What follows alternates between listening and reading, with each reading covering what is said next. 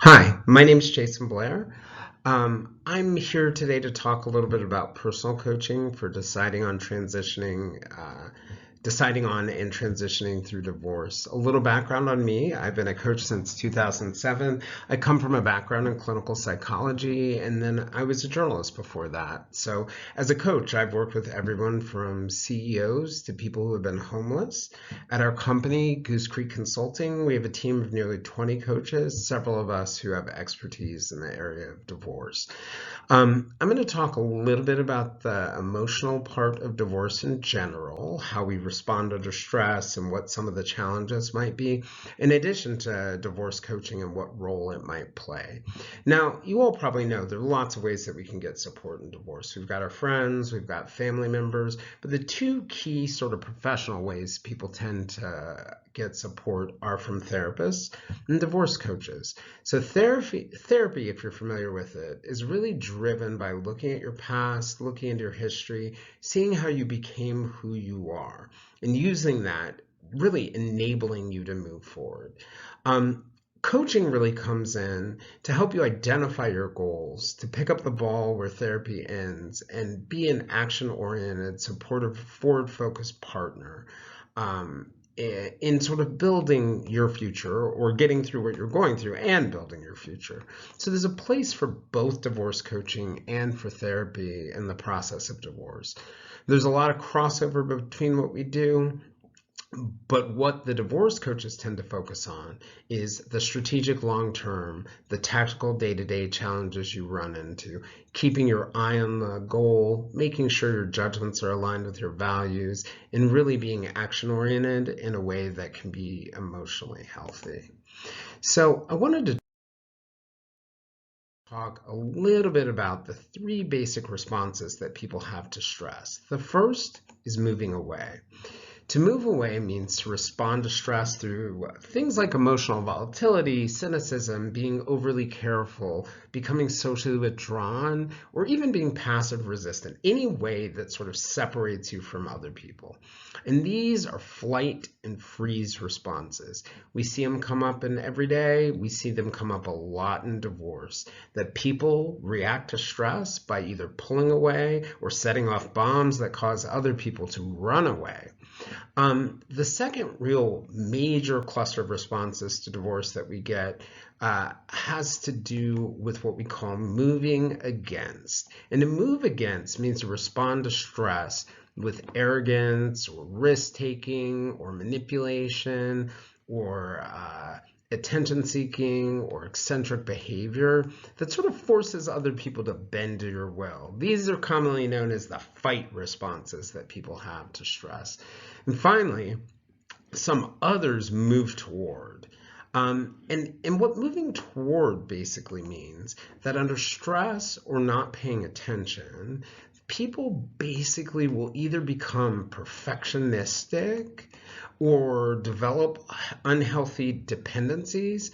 And the underlying concept there is if I'm perfect enough, or if I'm eager to please enough, or if I'm deferential enough, or you're dependent on me enough, you won't leave me. So with these three, and these are basically known as fawn responses. So often during divorce or any other kind of separation, you, your partner, other loved ones are experiencing one or more of these responses at any given time. And it can make it really difficult to remain emotionally healthy, to take care of yourself, to make good judgments, to stay focused on the future when you're constantly responding to either these emotional responses to yourself, in yourself, or you're responding to them in other people. So even in the best, most amicable divorces, it can be really, really stressful and difficult for all those who are involved. So while recognizing there's always going to be a sense of a loss associated with divorce, the goal is to make the transition as painless, productive, and healthy for all of the people who are involved. We don't want you just running away from your old life. We want you running toward a better one.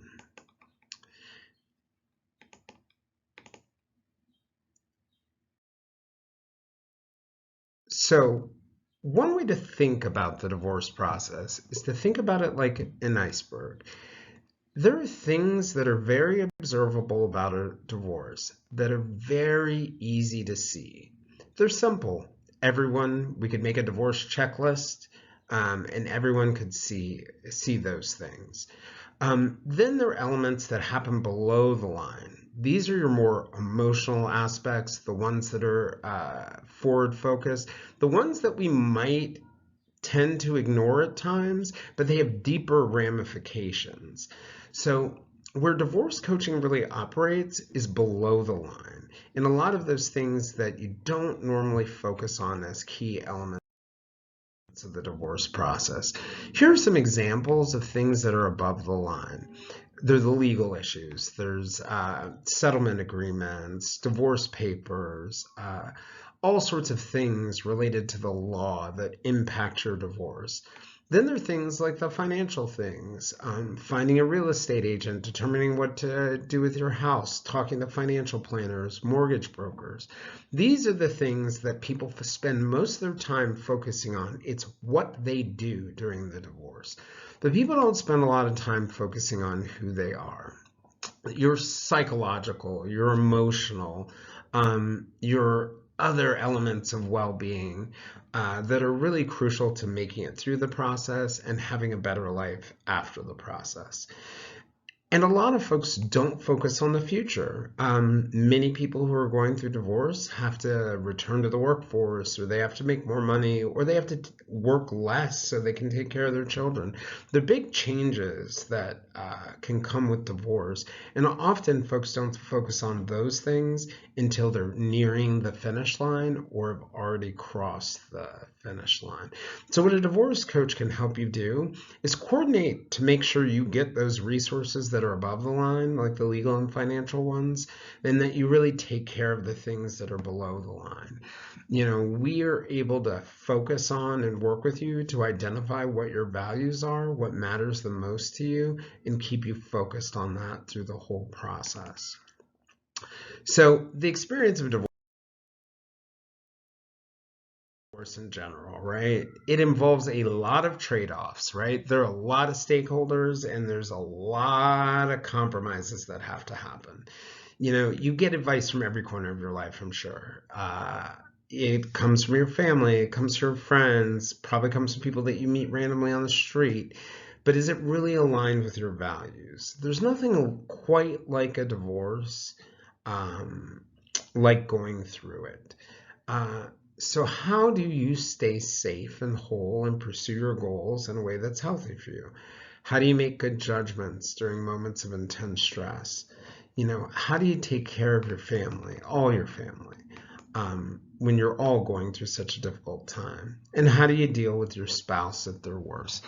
One of my favorite stories is talking to lawyers when it comes to clients. Very often clients will reach out to their attorney and say, my spouse sent me this text message. They are not supposed to do it. They're just trying to push my buttons.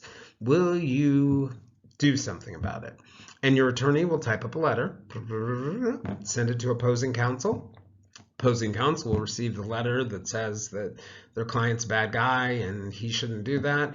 And the opposing counsel will write a letter back to your counsel that says, no, actually your client's a bad guy. And if this hadn't happened, this wouldn't happen. And you would have spent thousands of dollars and not gotten to a resolution. Sometimes with a divorce coach, with 15 minutes, 30 minutes of time, we can think about what your spouse is really trying to accomplish, what kind of reaction they're really trying to get out of you, and craft a response or a lack of response or whatever it is in a way that's really going to be effective in improving your quality of life. So not only is it less expensive, it's going to be a more effective approach to dealing with those kinds of challenges. So one of the other key things to think about when you're thinking about how divorce coaching can be beneficial is it can help even before you file the papers. It can help with the pros and cons of whether to get a divorce. It can help in terms of having emotional support. It can help in terms of dealing with mental illnesses, whether it's your own or children. or your spouses. The same goes with disabilities. A divorce coach is really a partner and looking to see the next stage of your life. As you're barreling through the day to day, they've got their eye on the prize. It's somebody who's really experienced and can help you find those resources, and someone who can coordinate your overall team on all sorts of different matters. So when we think about where we've sort of come, divorce coaching really only relatively recently has been strongly advocated for by many corners of the legal system, judges, lawyers, even the American Bar Association.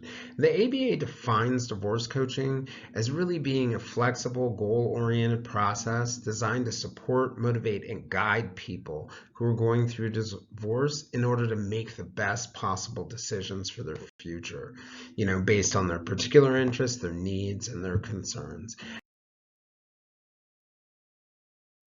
Really trying to accomplish here is really taking a whole person, whole family focus to your needs. We're trying to ensure that your psychological well-being and those who you care about are really taken care of, and that your future is brighter than the past has been. We bring all sorts of tools to bear to do that, whether it's career assessment tools or psychological assessments, assessments around values, but we really bring strategic, tactical help, cost-effective methods to address issues. And we as a company really bring our values. Our core goal is to help people, and we want to do it in a quality way that truly is innovative and pushes the limits to get the best possible results for our clients.